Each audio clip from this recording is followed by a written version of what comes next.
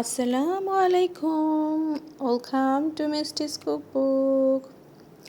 আজকে আমি আপনাদের সাথে শেয়ার করতে যাচ্ছি একটা মজার স্ন্যাক্স রেসিপি। তো এটা হচ্ছে ডিম দিয়ে তৈরি এক রকমের স্ন্যাক্স। এটা ডিম পিঠাও বলতে পারেন।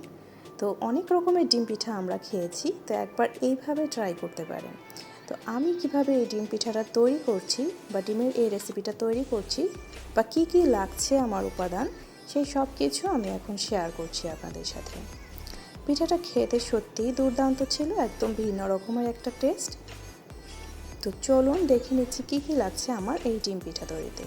এখানে আমি নিয়ে নিয়েছি হাফটা ইন্ডিয়ান পেঁয়াজ আর কিছু কাঁচা পাকা মরিচ। তো সব কিছু আমি একসাথে গ্রাইন্ড করে নিয়েছি। দিয়ে দিয়েছি এখানে হলুদ গুঁড়ো আর দিয়ে দিয়েছি ব্ল্যাক পেপার গুঁড়ো। তো এখানে আমি এটা দুইটা পার্টে ভাগ করে নিয়েছি।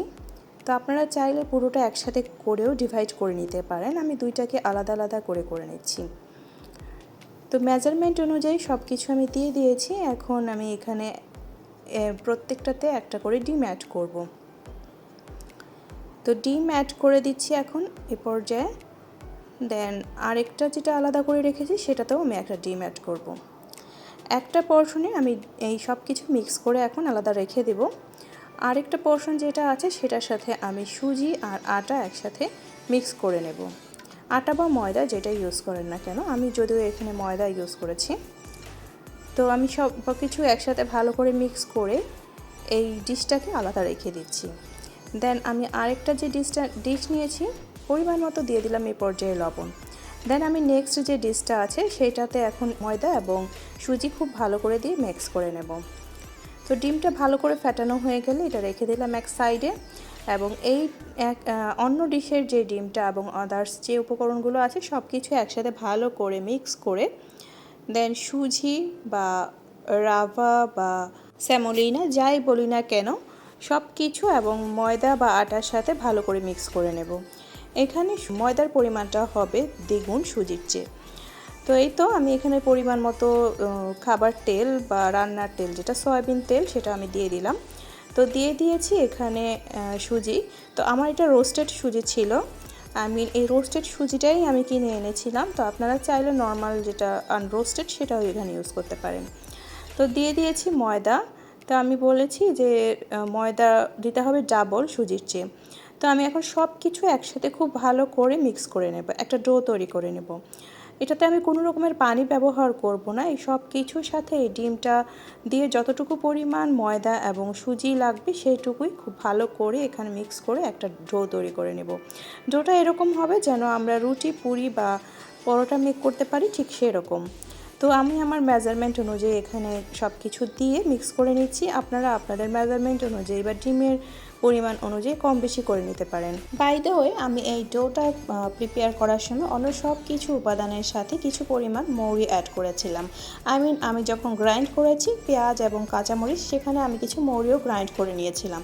এতে করে যখন বাইটের সাথে সাথে মৌরি দানাগুলো পড়ে খেতে দুর্দান্ত হয়। বিকেলের নাস্তার সাথে চায়ের সাথে এরকম একটা স্ন্যাক্স হলে দুর্দান্ত হয়। আমরা তো নর্মালি নাস্তার জন্য বিভিন্ন রকম প্রিপারেশন নিয়েই থাকি, তো মাঝে মাঝে এভাবে একটু ট্রাই করলে ডিফারেন্ট হয় এবং খেতে ভালো লাগে। আপনারা যারা অলরেডি আমাকে সাবস্ক্রাইব করেছেন তাদেরকে অসংখ্য অসংখ্য আন্তরিক ধন্যবাদ, শুভকামনা এবং শুভেচ্ছা। যারা প্রতিনিয়ত আমাকে সুন্দর সুন্দর কমেন্টস করে অনুপ্রাণিত করছেন তাদেরকে জানাই অন্তরের অন্তঃস্থল থেকে আন্তরিক ধন্যবাদ, শুভেচ্ছা, শুভকামনা।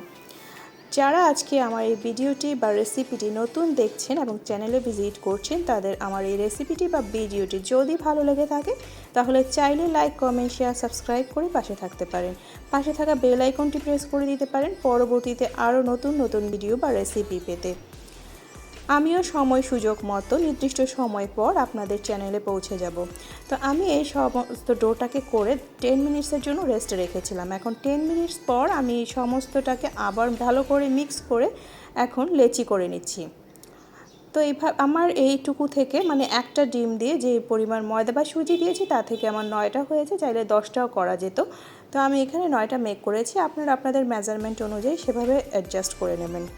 রেসিপিটি বা ভিডিওটি যদি আপনাদের ভালো লেগে থাকে তাহলে লাইক, কমেন্ট, শেয়ার, সাবস্ক্রাইব করে পাশে থাকতে পারেন। পাশে থাকা বেল আইকনটি প্রেস করে দেবেন পরবর্তীতে নতুন ভিডিও নোটিফিকেশন পেতে। কমেন্টসে অবশ্যই জানাবেন আপনারা এভাবে আগে ডিমের পিঠা অথবা এরকম স্ন্যাক্স ট্রাই করেছেন কিনা, অথবা আমার এই রেসিপিটি বা ডিমের এই পিঠাটি আপনাদের কাছে কেমন লেগেছে। তো এই তো তৈরি করে নিয়েছি আমি, দেখতেই পাচ্ছেন আমার সবগুলো তৈরি করা হয়ে গেছে একে একে। আমি দেখিয়ে দিলাম এই পর্যায়ে এটা কতটা পুরুত্ব বা কতটা এটা আমি পাতলা করেছি। তো আমি এখন চলে এসেছি চুলায়, দিয়ে দিয়েছি তেল। আমি এখানে আরেকটা যে ডিমের মিশ্রণ রেডি করে রেখেছিলাম সেটাতে এটাকে ডুবিয়ে দেন আমি এটাকে ফ্রাই করে নিচ্ছি। এই পর্যায়ে চুলাটাকে একদমই লো হিটে রেখে আস্তে আস্তে উল্টে পাল্টে ভেজে নিতে হবে। এটা খেতে হবে অনেকটা বেলপুরির যেরকম একটা স্ট্রাকচার আসে সেরকম হবে খেতে, এবং নরম থাকবে, অতটা ক্রিস্পি হবে না, বাট বেলপুরিটা যেরকম একটু একটু শক্ত টাইপের থাকে সেরকম হবে খেতে। তো এইভাবে একবার ট্রাই করতে পারেন, একটু ডিফারেন্ট একটা টেস্ট আসে। তো আমি একে একে সবগুলোকে খুব সময় নিয়ে লো হিটে উল্টে পাল্টে করে সেম ওয়েতে ভেজে নেব।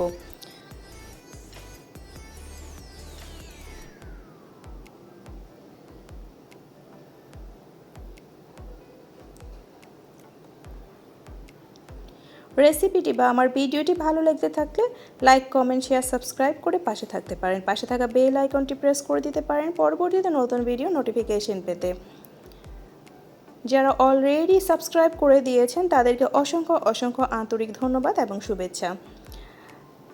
তো এই তো আমি উল্টে পাল্টে সবগুলোকে লো হিটে করে ভেজে নিচ্ছি। এটা তৈরি করা খুবই সহজ এবং খুব অল্প সময়ে হয়ে যায়। পাশাপাশি আমরা বিকেলে স্ন্যাক্সের সাথে বা চায়ের সাথে এরকম দুর্দান্ত একটা স্ন্যাক্স সার্ভ করতে পারি। তো এভাবে করে আমরা মাঝে মাঝে নতুন নতুন এবং ডিফারেন্ট ডিফারেন্ট স্ন্যাক্স ট্রাই করতে পারি। বিকেলের চায়ের সাথে এরকম ডিফারেন্ট টাইপের স্ন্যাক্স হলে কিন্তু দুর্দান্ত হয়। তো এই তো আমার সবগুলোকে ভেজে নেওয়া হয়ে গেছে, দেখতেই পাচ্ছেন। এটা দেখতে যেরকম অ্যামেজিং ছিল এবং খেতেও দুর্দান্ত ছিল। তো রেসিপিটি ভালো লাগলে অবশ্যই লাইক, কমেন্ট, শেয়ার, সাবস্ক্রাইব করে পাশে থাকতে ভুলবেন না। পরবর্তীতে নতুন ভিডিও নোটিফিকেশন পেতে পাশে থাকা বেল আইকনটি প্রেস করে দেবেন।